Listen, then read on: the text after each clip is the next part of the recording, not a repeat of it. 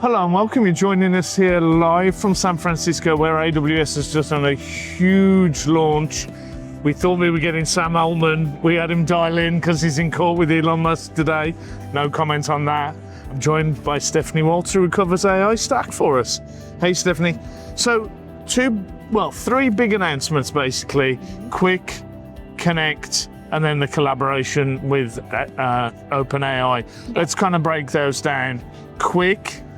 This, to me, at a simplistic level, seems like an opinionated, enterprise-ready OpenClaw by AWS. Is that how you saw it? Yeah, that's how I saw it. And I think that if Quick does what AWS we need to go see the demos. We need to see the demos. But it's really going to make sort of desktop productivity very advanced. It's really going to help sort of automate those really annoying tasks that you spend a lot of time doing and actually focus on more productive work. We've seen the OpenClaw sort of movement over the last 2-3 months. We've seen people buying Mac Minis and running it locally. But the challenge with that model has always been, for me, security. Is it enterprise ready? Can we trust something we downloaded off the internet without all those guardrails, without the security, without the authentication? What happens if this agentically goes and runs amok? So I think a lot of enterprises have gone, that looks cool, but it's just a bridge too far. I think, and we've got to dive, there's literally demo centers either side of this room. We've got to go and dig in, I think, and see whether what they told us on stage today actually manifests itself. And if it's got those guardrails and the security and the productivity you talk about.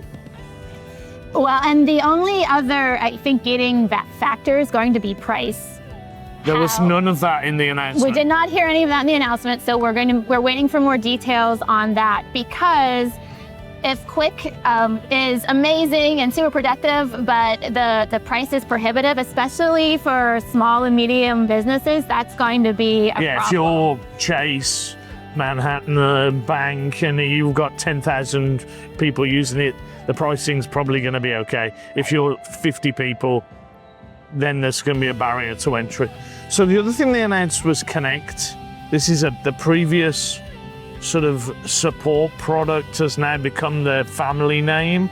So Amazon launched Connect, I think it was last year, but that was a sort of UX support type product. They're now elevating it to a family name.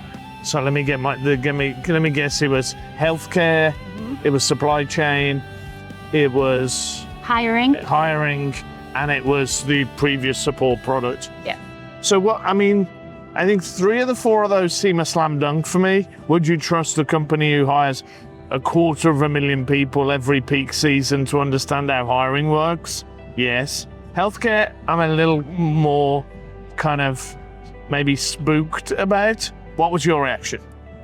So I was a little bit spooked, actually, about the hiring. I understand. Agentic interviews? They showed an interview where AI was actually conducting the screening call. They did position it and say bulk hiring. So this is if you're like, I need to go hire 1,000 warehouse staff to work for 8 weeks over the holiday season. That's a different than like a knowledge worker for a professional white collar job, I think. That's true. And I think in bulk hiring, it could potentially be very, very useful. Because that's a speed game. If you know you've got peak season, your Walmart, your Target, you run a distribution warehouse and for 8 weeks, you're gonna be super busy over the Christmas and fall period. Mm-hmm. You've got to get those staff on board. You've got an 8-week period. You've got 6 weeks to hire 1,000 people, and you've got like 5 managers. That kind of makes sense to me, I think. Yeah. No, that makes sense. On the healthcare side, AI is already in healthcare. There's AI note takers. Yeah. That I've come across in healthcare myself. What I liked about the Connect for Healthcare was actually the usability that it was bringing to the patient and to the physicians, it was saying, you know, this is what you need to worry about next. This is what we talked about. These are in a way that seemed, at least from the demo, a lot easier to understand because, especially for people that have complex health issues or scenarios, really figuring out what are my next steps, what's the plan, what do I need to be worried about? Those are things that are actually really difficult to figure out. And one of the things that AWS brought up is, especially if you're, you know, it's a very emotional or loaded time, you know, you've just gotten a diagnosis, you don't understand what that means for your life, you're not exactly paying attention to everything the doctor is saying.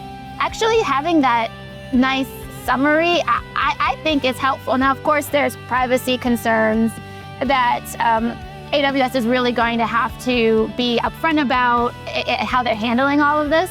But I actually liked the healthcare demo. I mean, the challenge for me, and we talked about it briefly off camera, is do we see AWS in that space, or do we see that an Epic, a Cerner, an InterSystems, one of those guys who's already in the healthcare space and maybe got that trust. Maybe it's an electronic patient record provider. So I'm not saying I don't like what they're launching. I'm just like, that's a harder space. You know, AWS leveraging Amazon's supply chain chops and expertise, hiring 250,000. They've got one of the largest workforces in the world. I kind of buy into that more. The final thing that came out of here, and there was a gasp in the room because we thought we were getting Sam Altman.